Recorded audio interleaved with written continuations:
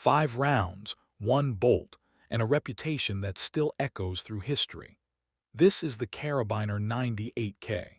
From the frozen trenches of the Eastern Front to the ruins of Berlin, it was the most feared silhouette on the battlefield. But how did a design from 1935 hold its own against the semi-automatic giants of the Allied forces? We are diving deep into the dark and legendary history of the Wehrmacht's primary weapon, exploring why this bolt-action relic remains a masterpiece of engineering long after the fires of World War II have cooled. To understand the Karabiner 98k, we must first look back at the lessons learned in the mud of the Great War, where the German Empire realized that the long, unwieldy Juyer 98 was no longer suited for the fast-paced, mobile nature of modern combat. The transition from the long rifle to the Karabiner, or carbine model, was not just a change in length. It was a fundamental shift in military philosophy, aiming to provide the infantryman with a weapon that was lighter, more balanced, and easier to handle in the cramped confines of transport vehicles and urban ruins. When the Nazi Party rose to power and began the clandestine rearmament of Germany in violation of international treaties, the Mauser factory was tasked with refining the standard-issue rifle into what would become the 98k. Adopted officially in 1935, the rifle featured a 23.6-inch barrel and a turned-down bolt handle, which allowed for faster cycling and the mounting of optics directly above the receiver. The heart of the weapon was the Mauser action, a design so robust that it utilized 3 locking lugs to ensure that the massive pressure generated by the 7.92/57/text cartridge was contained safely. This specific caliber was chosen for its terrifying ballistic performance, capable of maintaining a flat trajectory over long distances and delivering enough kinetic energy to penetrate standard helmets and light cover at several hundred meters. Throughout the early campaigns of World War II, from the invasion of Poland to the fall of France, the Kar 98k proved to be an exceptionally reliable tool, functioning perfectly in the scorching heat of the North African desert and the sub-zero temperatures of the Russian winter. Tactically, the German infantry squad was built around the machine gun, but the Kar 98k was the precision instrument that protected the gunners and picked off high-value targets. While American soldiers were eventually equipped with the semi-automatic M1 Garand, the German soldier relied on the discipline of the bolt action, where every shot had to count. This created a culture of marksmanship within the Wehrmacht that made the German rifleman a lethal opponent even when outnumbered. The rifle's internal magazine held 5 rounds, loaded via a stripper clip, a system that was slower than a detachable box magazine, but virtually immune to the mechanical failures that plagued more complex designs. As World War II progressed, the Kar 98k also became the premier choice for the German Sniper Corps. When fitted with a 4x magnification scope, a skilled marksman could consistently hit human-sized targets at distances exceeding 800 meters, a feat that sowed psychological terror among Allied troops who never knew when a silent, distant shot would end their life.